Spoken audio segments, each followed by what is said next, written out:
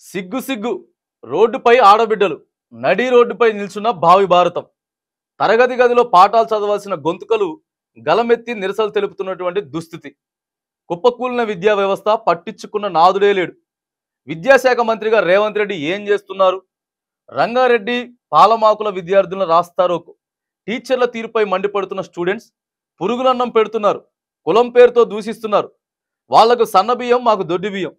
బూతులు తిడుతూ వాతలు వచ్చేలా కొడుతున్నారు కన్నీరు మున్నీరైనటువంటి విద్యార్థులు ఇక వీళ్ళంతా కూడా రేపు పొద్దుగాల చదువుకొని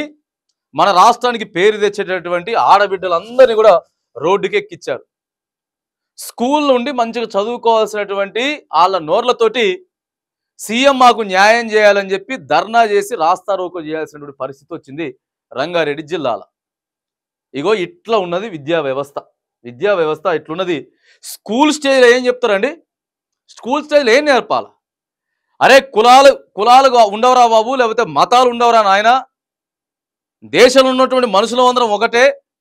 సత్య ఆడికే పోవాలి అని చెప్పి చెప్పాల్సినటువంటి టీచర్లే కులం పేరుతోటి ద్వేషిస్తూ ఉన్నారట కులం పేరుతో ద్వేషిస్తూ ఉన్నారు ఇగో సీఎం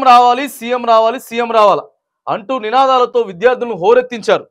రమ్మను సీఎంను కలెక్టర్ను రమ్మను అంటూ గలమెత్తారు టీచర్ల నిర్లక్ష్యం తమ పట్ల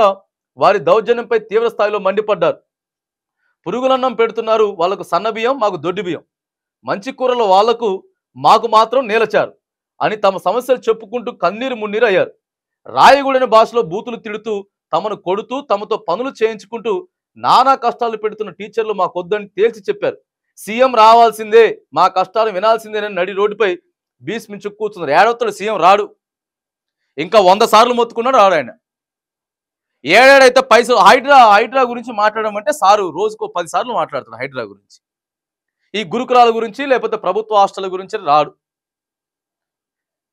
రోడ్డు మీద నిల్చొని వాళ్ళు రోడ్డు మీద కూర్చొని బయట ఇస్తామంటే బాగుంటుందండి చూసేటోళ్ళకి అందుకే ప్రైవేటు విద్యా సంస్థల వైపు చూస్తూ ఉంటారు పిల్లలంతా విద్యార్థులను వాళ్ళ తల్లిదండ్రులంతా లక్షల ఫీజులు వసూలు చేసి పోతే పోయిందిరా బాబు అప్పో సప్పో చేద్దాం రాష్ట్ర ప్రభుత్వం చక్కగా లేదని ఆయన ముఖ్యమంత్రి గారు చక్కగా లేడు నువ్వు 1000 సార్లు మొత్తుకున్నా ముఖ్యమంత్రి రమ్మని చెప్పి రాడు వాళ్ళకేమో మంచి కూరలట వీళ్ళకేమో పచ్చళ్ళు ఈ చారు నీళ్ళ చారులు వాళ్ళకేమో దొడ్డి బియ్యం ఈ పిల్లలకి దొడ్డి బియ్యం వీళ్ళకేమో సన్న బియ్యం ఈ టీచర్ల పరిస్థితి ఆడున్నటువంటి సిబ్బంది పరిస్థితి యాజమాన్యం పరిస్థితి కూడా ఎట్లుంటే విద్యా వ్యవస్థ మీద ఏం నమ్మకం వస్తుంది ఓసారి రివ్యూ మీటింగ్ పెట్టో లేకపోతే ఓసారి ఏదన్నా సమీక్ష పెట్టి అట్లా కాదు బాబు అని చెప్పి ఏమైనా క్లాస్ బీకేటటువంటి ప్రయత్నం చేస్తే ఎవరికన్నా కొద్ది గొప్ప భయం ఉంటుంది ముఖ్యమంత్రి గారు మాట్లాడు వీటి మీద ఇక ఏదైతే ఎక్కువగా మరిగా అఫీషియల్స్ ఉంటాయో వాటి గురించి వెళ్ళి పైసలు వచ్చేదాని గురించి వెళ్ళి వీటి గురించి మాత్రానికి మంచిగా మాట్లాడతాడు సారు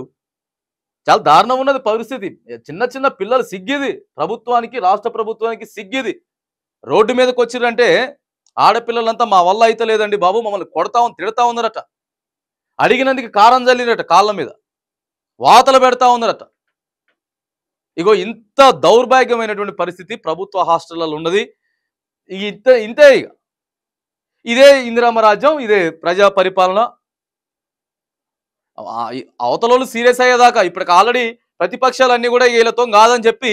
ఢిల్లీలో ఉన్నటువంటి మల్లికార్జున ఖర్గే రాహుల్ గాంధీ వీళ్ళందరికీ కంప్లైంట్లు చేస్తూ ఉన్నారు రాష్ట్రంలో చక్కగా పరిపాలన లేదని చెప్పి కంప్లైంట్లు పోతున్నాయి ఆల్రెడీ నేను చెప్పట్లే డైరెక్ట్ చెప్తున్నాడు కోమటిరెడ్డి వెంకటరెడ్డి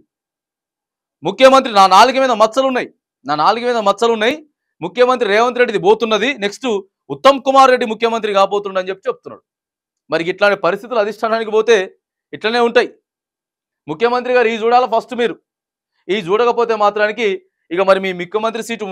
పోయినా ఆశ్చర్యం లేదు